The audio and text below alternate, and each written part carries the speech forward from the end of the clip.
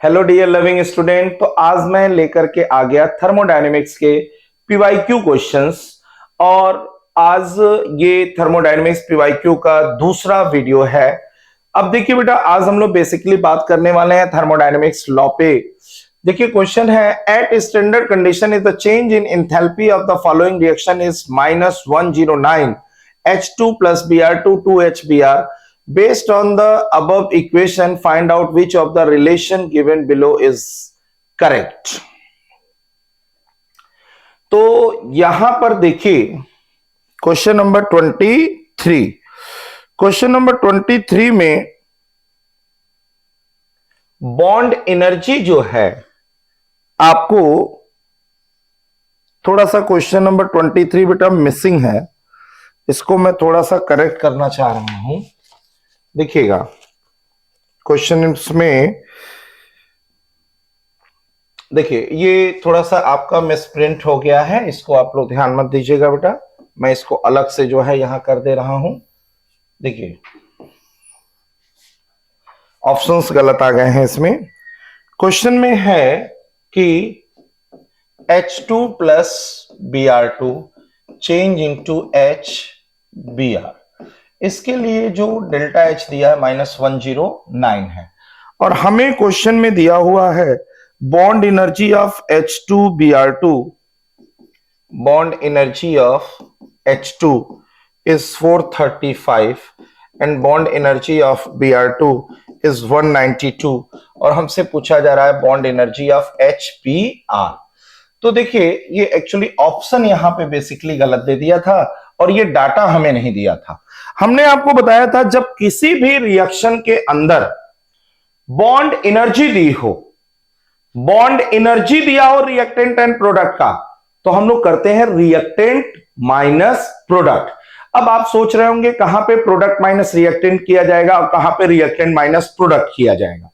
तो देखो बेटा, मैंने आपको बताया था कि जिसको प्रेफरेंस देते हो, जैसे जब हमने पढ़ा था हीट ऑफ फॉर्मेशन, तो हमने कहा 1 मोल बनाना है, formation of 1 mole. Formation of 1 मोल की जब बात मैंने की थी, तो इसका मतलब प्रोडक्ट को मैंने प्रेफरेंस दिया। मैंने बोला कंबशन में 1 मोल जलाना है, वहां पे मैंने रिएक्टेंट को प्रेफरेंस दिया। फिर मैंने बॉन्ड एनर्जी की बात ही बोला, 1 मोल बॉन्ड को तोड़ना है, रिएक्टेंट को प्रेफरेंस दिया।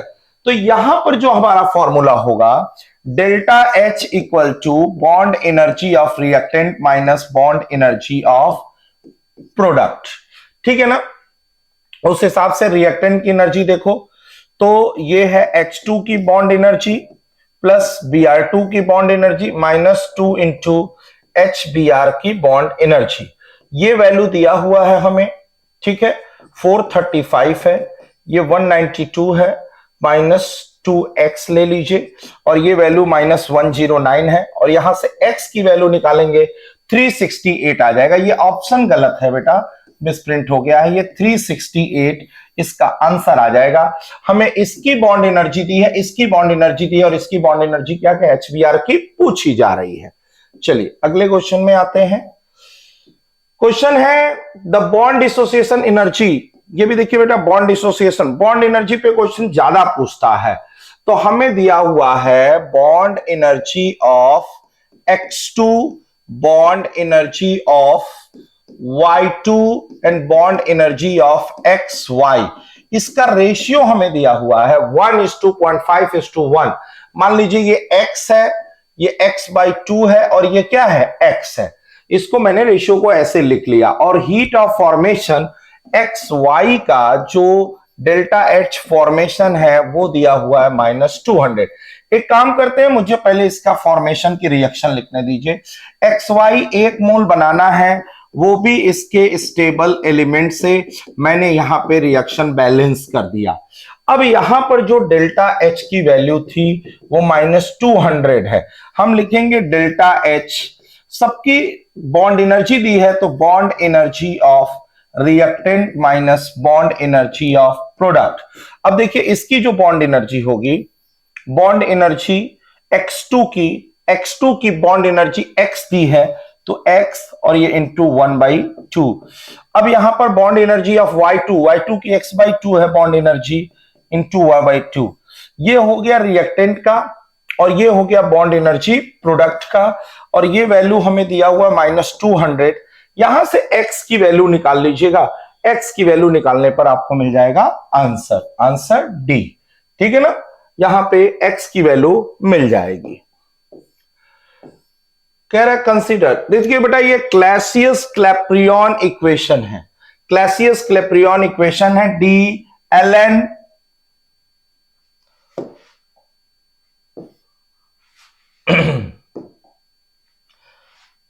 क्लैसियस क्लैप्रियन इक्वेशन, यहां देख सकते हैं बेटा आपको दिया हुआ है Clausius Clapeyron equation, D L N P upon D T is equal to delta H R T, ये minus delta H R T होता है, डी आंसर इसका जो है वो डी है। ठीक है, अब देखिएगा next, the heat of combustion of carbon to CO2 is -393. The heat released on the formation of 35.2 gram of CO2 from carbon and oxygen should be। चलिए इसको सॉल्व करते हैं हम लोग। सबसे पहले यहां पर हमें दिया है heat of combustion of carbon, यानी कार्बन को हमने जलाया तो हमको CO2 डेल्टा H कंबशन जो है -393.5 मिला, और हमें कह रहा है कि अगर 35.2 ग्राम CO2 फार्म करना हो, ठीक है, कार्बन और ऑक्सीजन से, तो कितना हीट रिलीज होगा। पहले तो ये समझिए यहां पे कार्बन कितना है 12 और CO2 कितना है हमारा 44। कहने का मतलब कि अगर 44 ग्राम CO2 है तो उसके लिए कितना ग्राम कार्बन चाहिए 12 ग्राम, एक के लिए कितना चाहिए 12/44, और अगर हमारे पास 35.2 ग्राम CO2 बन रहा है तो उसके लिए कितना चाहिए 12/44 इंटू 35.5, यहां से निकालेंगे तो मिल गया आपको 9.6 ग्राम ऑफ कार्बन।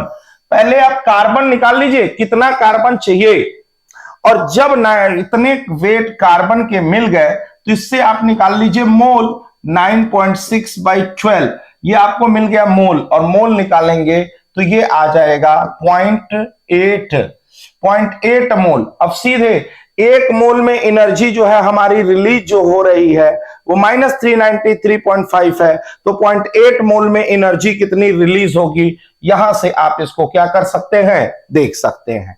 ठीक है, चलिए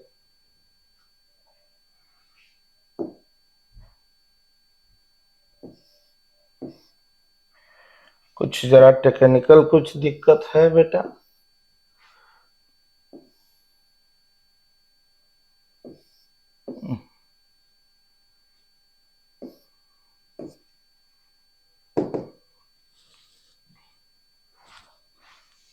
एक मिनट बेटा, नो आ जाते हैं बेटा, थोड़ा सा कुछ टेक्निकल इशू है।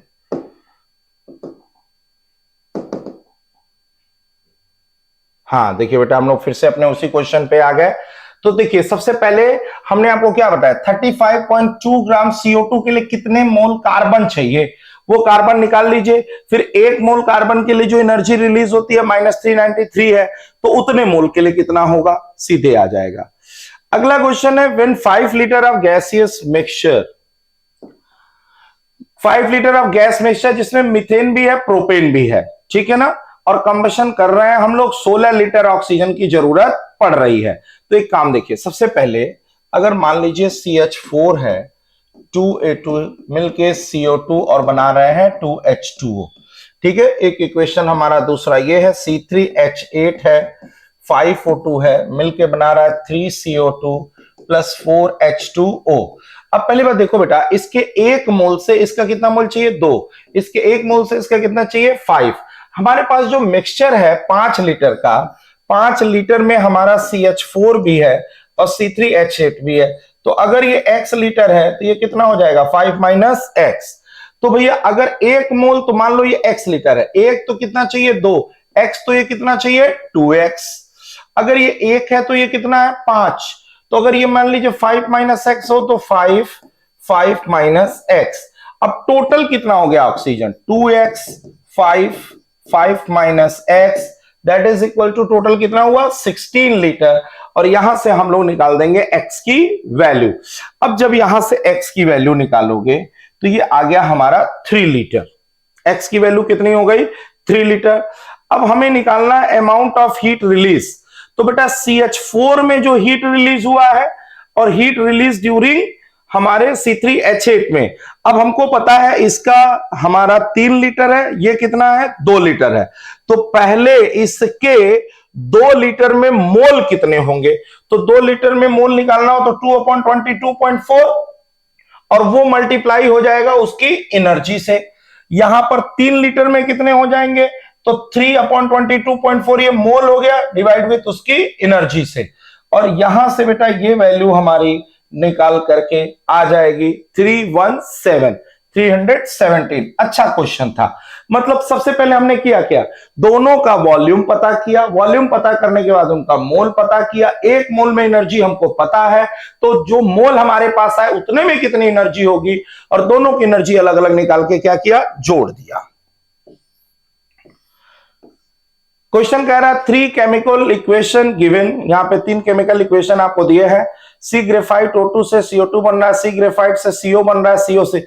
अब ध्यान से देखिए तो बेटा इन दोनों रिएक्शन को अगर जोड़ देंगे तो ये पहली वाली रिएक्शन आपको मिल जाएगी, यानी X is equal to Y plus Z. Answer C है। Standard enthalpy of vaporization water 100 degree Celsius is 100 degree Celsius 40.66। The internal energy vaporization water 100 is, internal energy हमसे पूछ रहा है। पहले तो ये बताइए जब लिक्विड हमारा गैस में कन्वर्ट हुआ तो डेल्टा एनजी की वैल्यू कितनी हो गई 1। डेल्टा एनजी हमारा 1 है, डेल्टा एच वेपोराइजेशन हमको दिया हुआ है, तो सीधी सी बात है कि हम यहां पर लिखेंगे delta H is equal to delta E plus delta n g R T. Delta n g हमारा 1 है, डेल्टा एच हमको दिया हुआ है 40.66 किलो जूल है, इसको जूल में बदल लिया। आर की वैल्यू 8.314 हो गई। टेम्परेचर हमारा 100 था तो 373 हो गया। यहां से डेल्टा ई की वैल्यू क्या कर लेंगे, कैलकुलेट कर लेंगे। चलिए, equal volume of 2 mono atomic. देखो बेटा इसको तो आप लोग फिजिक्स में भी पढ़े हो। मोनो एटॉमिक के लिए Cp माइनस Cv 1.67 होता है, डायटॉमिक के लिए 1.40 होता है, ट्राई एटॉमिक के लिए 1.27 होता है, डिग्री ऑफ फ्रीडम 7 हो तो, और डिग्री ऑफ फ्रीडम 6 है तो 1.33 होता है। तो इस हिसाब से तो बेटा 30 का आंसर आपका डी होगा 1.67। चलिए, enthalpy change for the following reaction. यहां पे 4H चेंज हो रहा है 2H2 में, -8 69.6 है। कह रहा है डिसोसिएशन एनर्जी ऑफ H है। बेटा यहां 2 मोल है, 1 मोल के लिए हमको चाहिए वही बॉन्ड एनर्जी निकल जाएगी, डिवाइडेड बाय सीधे 2 कर दो, -434 पॉइंट समथिंग। ठीक है, चलिए 31 भी आ गया। यहां पे कंसीडर द फॉलोइंग प्रोसेस। यहां पे देखिए बेटा आपको हेस लॉ यूज करना है बेसिकली, ठीक है ना। हमको ये वाली इक्वेशन लानी है, ये इक्वेशन 1 है, ये 2 है, ये 3 है, और ये इक्वेशन हमारा क्या है 4 है। अब हमें इक्वेशन 4 लाना है, और कैसे लाना है, अब यहां पे देखिए सबसे पहले हम किसी एक को पकड़ते हैं। हम लोग पकड़ते हैं बेसिकली, पहले ऐसे को पकड़ो ना जो सिर्फ एक ही जगह विजिबल हो रहा हो, ठीक है ना। तो हमने सबसे पहले पकड़ा ई को, ये देखिए ई यहां पर ये राइट साइड में है और यहां पर लेफ्ट साइड में है, तो ये चीज तो हमको समझ में आ गया कि इक्वेशन थर्ड जो होगा वो माइनस होगा, ठीक है ना। इक्वेशन थर्ड हमारा क्या होगा, माइनस होगा। दूसरी चीज अगर हम देखें तो ध्यान से अगर आप देखिए तो सी को मैंने पकड़ा, यहां पर 2C है, यहां पर भी 2C है, ये सेम साइड है, इसका मतलब ये इक्वेशन क्या होगा, प्लस होगा, यानी कि इक्वेशन 2 प्लस हो गया। अब रही गई बात सीधे इक्वेशन 1 की, तो ध्यान से देखिएगा बेटा कि अगर इक्वेशन 1 की बात करते हो तुम, तो बेटा जी यहां पर बी इक्वेशन में अगर आप ध्यान से देखिए तो एक ही चीज हमको बचा है, डी भी डिसाइड हो गया, ई भी डिसाइड हो गया। अब हमको डिसाइड करना है बेटा बी के बारे में, ठीक। तो बी के बारे में डिसाइड करने के लिए पहले तो देखो यहां पर जो है वो एक बी से एक बी काट दोगे तो 2b आएगा, ठीक है ना। और यहां पर हमको ये देखिए, अब इस ए यहां पर हाफ ए है और यहां पे कितना है, ए है, ठीक। देखो दो रिएक्शन तो डिसाइड हो गए बेटा, दो रिएक्शन हमारे डिसाइड हो चुके हैं कि उनका क्या क्या होना है। अब रह गया है बेटा यहां पर एक ही रिएक्शन को डिसाइड करने का, इक्वेशन 1 का। अब एक चीज ध्यान से सोचो, हमको कुछ भी करना है यहां पर एक भी लाना है, ठीक है ना। तो यहां पर देखो बेटा कितना बी है, 3b, और यहां पर कितना बी है, 1b। अब 3b में से 1b घटाना है तो यहां 2b आएगा, लेकिन हमको लाना कितना है, 1b। इसीलिए इस वाले इक्वेशन को 2 से क्या कर दो, मल्टीप्लाई, ताकि यहां पर 2b हो जाए तो 3b माइनस 2b कितना हो जाएगा, 1b, और हमें चाहिए 1b। तो इसका मतलब प्लस 2 इंटू इक्वेशन क्या करना है, 1 करना है। बहुत ही अच्छा क्वेश्चन था बेटा। हेस लॉ में जो आपको सेटिंग करना मैंने सिखाया था वहां से सॉल्व करेंगे तो शायद ये क्वेश्चन बहुत जल्दी सॉल्व हो जाएगा। तो देखो बेटा सबसे पहले हमने क्या क्या डिसाइड किया, सबसे पहले हमने ई को डिसाइड किया, इसको सबसे पहला काम ई से डिसाइड हुआ, दूसरा 2c से। ये दोनों इक्वेशन जब डिसाइड हो गए फिर हमने तीसरे इक्वेशन पे हाथ लगाया। हमने देखा कि हमको एक बी चाहिए, एक बी चाहिए, यहां दिया है 3b और यहां है b, और जब इसके साथ इसको जोड़ेंगे तो एक बी से 3b में से जाएगा तो 2b बच जाएगा। तो यहां पे हमें क्या कर दो, 2b, ताकि 2b जब 3b में से सब्सट्रैक्ट हो तो एक बी यहां पर क्या हो जाए, बच जाए, ठीक है। 32 question number 33, the following two equation are given, Fe2O3 3CO, delta H दिया हुआ है दोनों इक्वेशन का, the value of delta H for the following reaction. कोई बात नहीं, यहां पर वही प्रोसेस लगाइए बेटा, सेटिंग करना है। ये इक्वेशन 1 है, ये इक्वेशन 2 है, और ये है इक्वेशन हमारा 3। इस इक्वेशन 3 में सबसे पहले आप देखिए Fe2O3 यहां लेफ्ट में है, यहां भी लेफ्ट में है, मतलब ये इक्वेशन क्या होगा, प्लस होगा, ठीक है ना। इक्वेशन 1 प्लस होगा। फिर यहां पर देखिए CO2 Fe2FeO, ठीक है, 2FeO, 2FeO है, यहां पे सिर्फ एक FeO है, इसका मतलब ये माइनस होगा और 2 से मल्टीप्लाई होगा। तो सीधी सी बात यहां पर निकल आएगी, इक्वेशन 1 माइनस 2 इंटू इक्वेशन 2, इतना करेंगे बेटा आंसर आ जाएगा। 33 के बाद 34 है।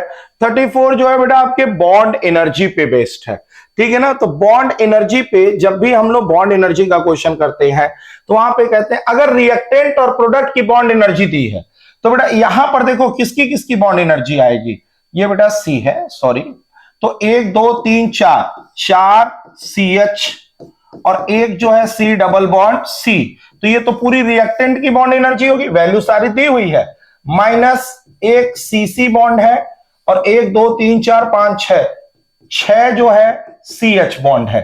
अब रिएक्टेंट माइनस प्रोडक्ट करना है, सारी वैल्यू दी हुई है, यहां पुट करिए और डेल्टा H क्या करिए, निकाल लीजिए। 34 के बाद आ गया 35। ये देखिए बहुत अच्छा क्वेश्चन है। 35 में कह रहा है bond dissociation energy of H2Cl2 HCl are given heat of formation of HCl। जबकि देखिए जब भी हीट ऑफ फॉर्मेशन की बात करता है तो यहां पर 1 मोल बनाना है और ये half H2 plus half Cl2, 1 मोल बनाना है। कितना बनाना है, 1 मोल बनाना है, वो भी उसके स्टेबल एलिमेंट से। अब यहां पर देखिए बेटा bond energy of reactant minus bond energy of product करिए तो डेल्टा H की वैल्यू मिल जाएगी, रिएक्शन आपको दिया हुआ है। चलिए अगला क्वेश्चन है, consider the following reaction, delta H plus OH H2O। बेटा यहां पर H2O का फॉर्मेशन करना है, enthalpy of formation of H2O, formation of H2O मतलब 1 मोल बनाना है, वो भी उसके स्टेबल एलिमेंट से। तो साफ साफ आपको दिख रहा है बेटा सेकंड वाली इक्वेशन सही है, यानी आंसर डी इज करेक्ट।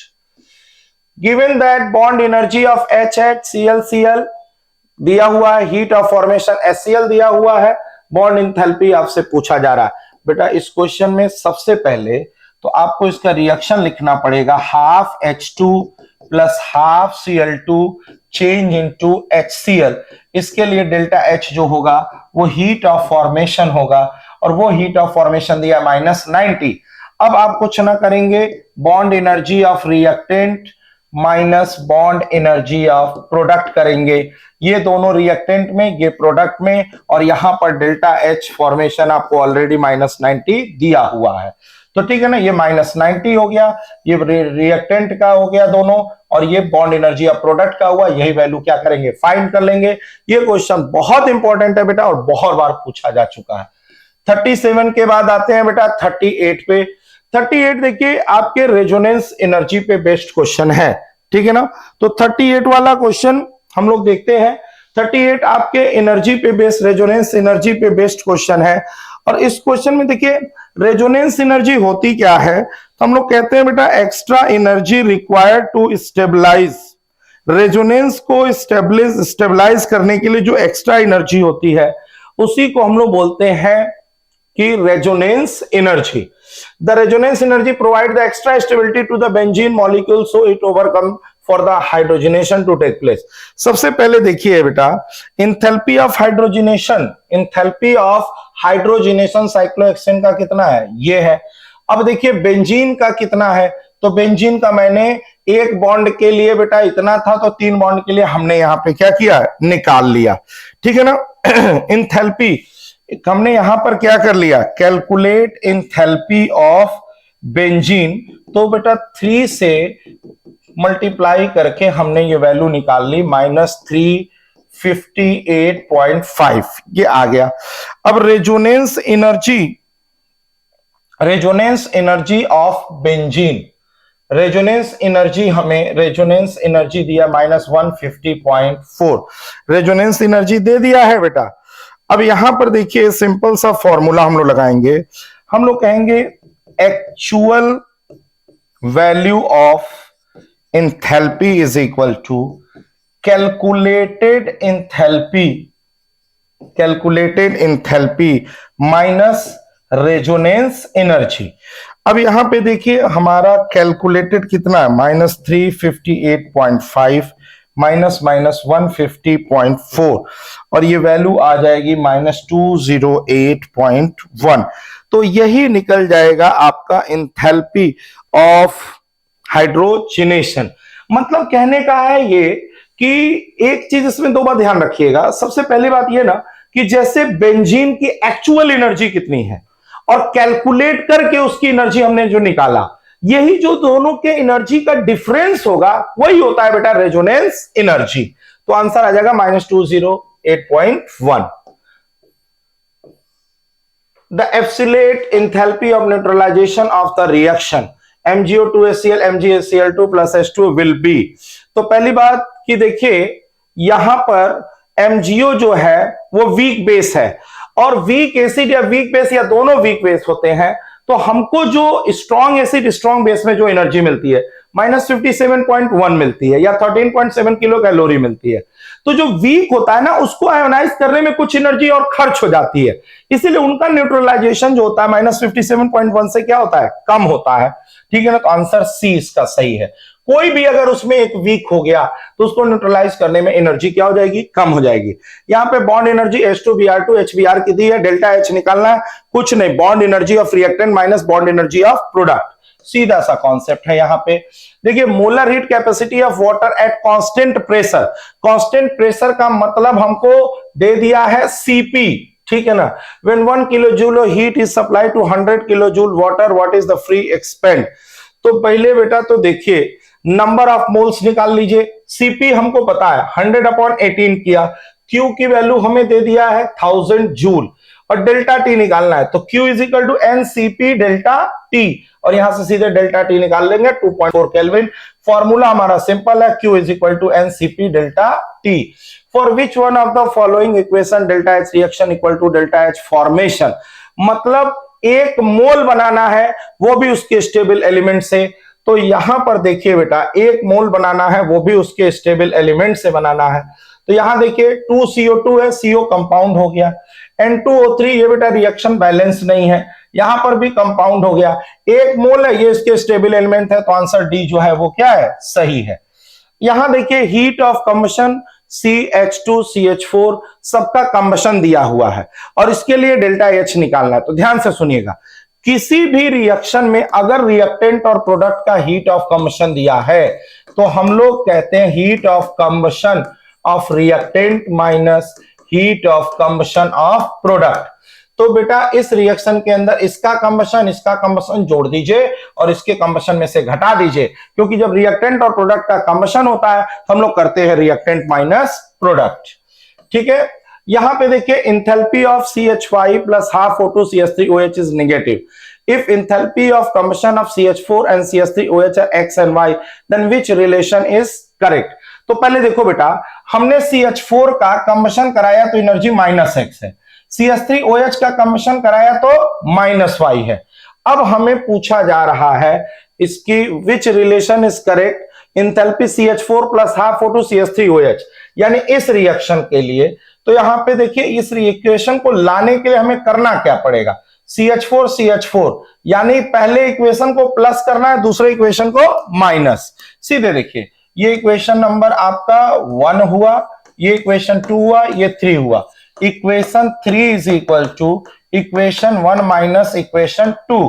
तो जब ये करेंगे तो बेटा यहां पर देखिए ये वैल्यू निगेटिव लानी है, ये वैल्यू क्या लानी है, निगेटिव, और इसको 1 माइनस 2 किया तो ये क्या हो गया, y माइनस एक्स।